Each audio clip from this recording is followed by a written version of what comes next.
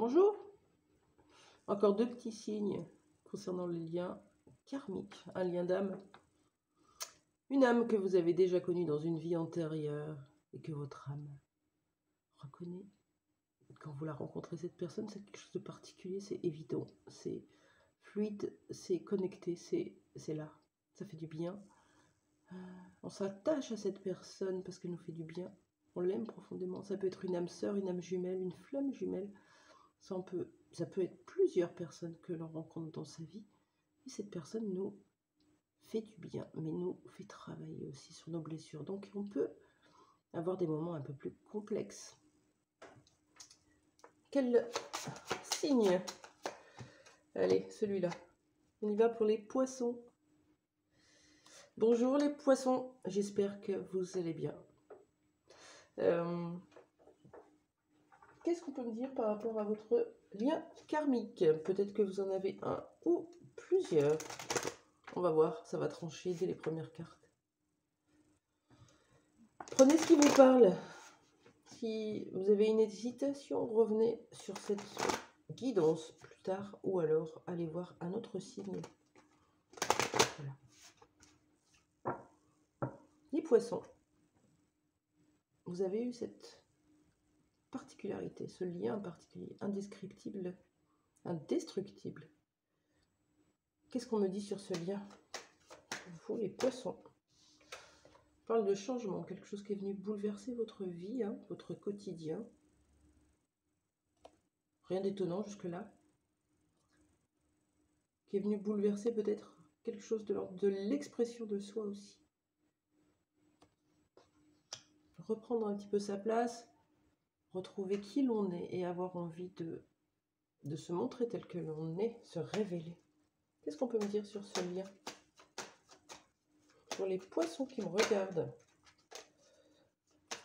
On n'a pas forcément tourné.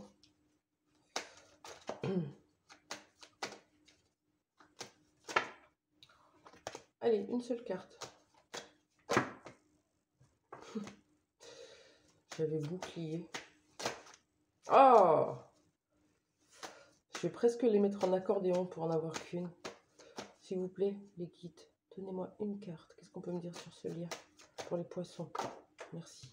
Voilà. Elle avait déjà sauté tout à l'heure. C'est un lien amical. Une amie, un ami auprès de vous.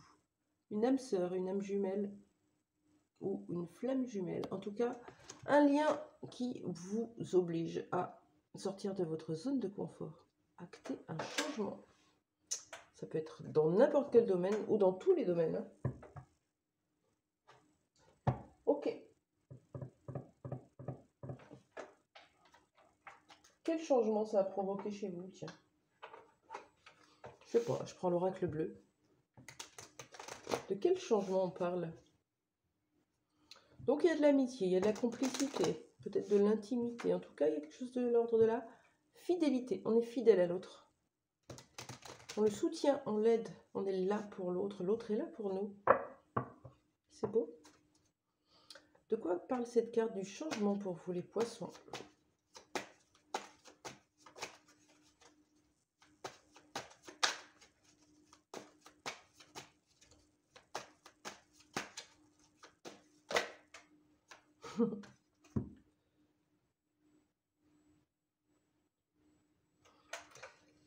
Cette personne est un cadeau pour vous. Vous êtes un cadeau pour cette personne. Magnifique. Ouais, j'ai bugué un peu parce que je me demandais comment j'allais vous dire ça, mais rien de plus que de la fusion. Voilà. Mariage céleste, c'est-à-dire quoi le mariage céleste? C'est pas le mariage terrestre. C'est le mariage dans l'énergie, fusionné dans l'énergie. Vous êtes yin, vous avez trouvé quelqu'un qui vient compléter ce yang. Vous êtes yang, vous avez trouvé quelqu'un qui vient compléter votre yin. C'est cette fusion dans l'énergie. Ensemble, vous êtes déjà ensemble. Dans l'énergie, vous fusionnez. C'est beau? Qu'est-ce que vous êtes venu? Pourquoi vous vous êtes reconnecté? Pourquoi vous vous êtes reconnecté dans cette vie avec ce lien d'âme? Les poissons.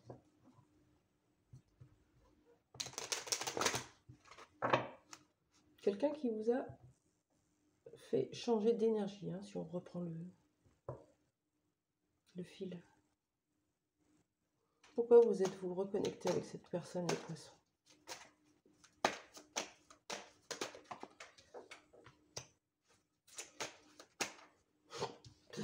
Pour une réussite personnelle, professionnelle, ou en tout cas, pour aller vers votre abondance. Hein, cette carte, elle est belle avec ce orange et ce jaune. Redonnez confiance en vous pour aller ancrer vos passions dans votre vie terrestre. Magnifique. Quelqu'un qui vous a aidé à reprendre confiance en vous, à retrouver votre estime de vous, à retrouver votre valeur propre, qui vous a poussé à vous montrer, à vous révéler.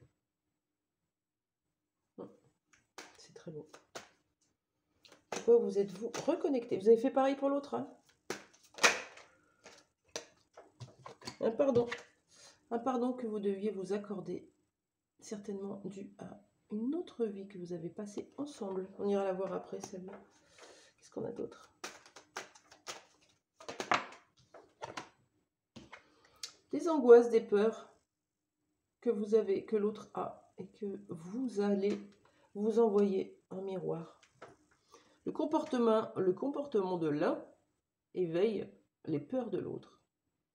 Ça réveille des schémas qu'on cache, qu'on camoufle et qu'on met au grand jour. C'est pas l'autre qui vous a fait devenir comme ça, c'est l'autre qui a mis en lumière vos schémas, vos dysfonctionnements.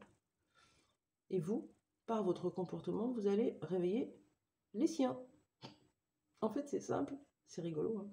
Et quand on comprend ça, eh ben, on devient plus complémentaire, on devient plus dans le soutien.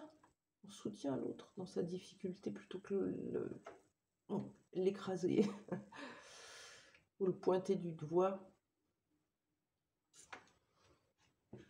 Qu'est-ce que vous êtes venu? Pourquoi vous êtes reconnecté?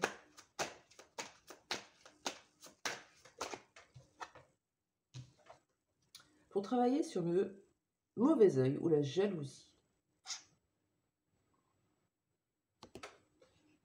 Okay. Alors, tiens, je vais prendre l'oracle des vies antérieures d'Isabelle Serre et je demande ici et maintenant si vous pouvez me donner les guides, s'il vous plaît, une information concernant cette vie antérieure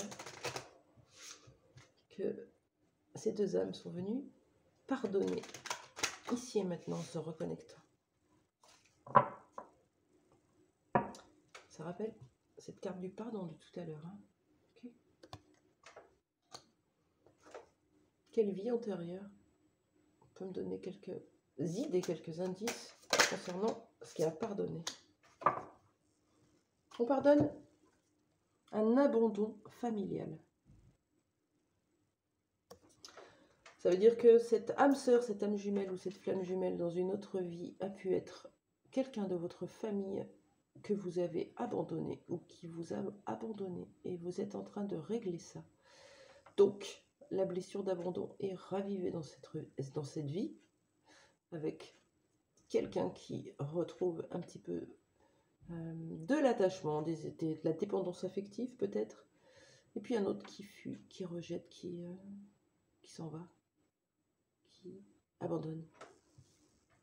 Ok, c'est intéressant, j'adore.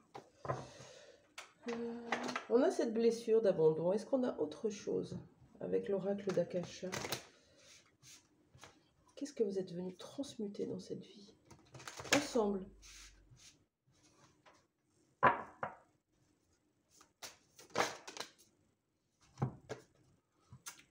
Le jugement, voilà. L'un peut juger l'autre, l'un peut mal se juger, l'un peut juger les autres. Critique, rigidité, dureté envers soi, auto-sabotage, auto-flagellation, ça parle de tout ça. Jugement, c'est aussi la peur du jugement, la peur du regard des autres. On fait pas...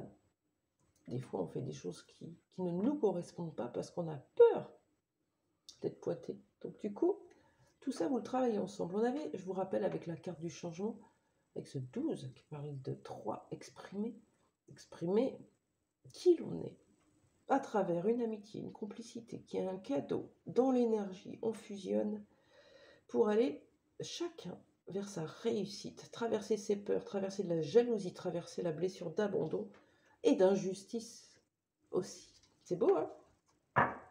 Peut-être que vous remettrez cette personne, peut-être pas, peut-être que vous allez la rencontrer, vous verrez bien. Quel conseil pour vous vis-à-vis de cette personne, de ce lien, de cette âme que vous aimez? Qu'est-ce qu'on vous conseille par rapport à cette personne?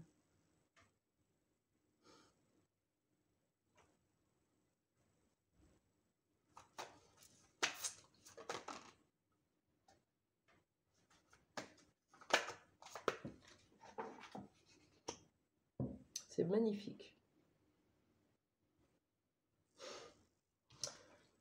Vous y allez vers votre complétude, certainement avec cette personne.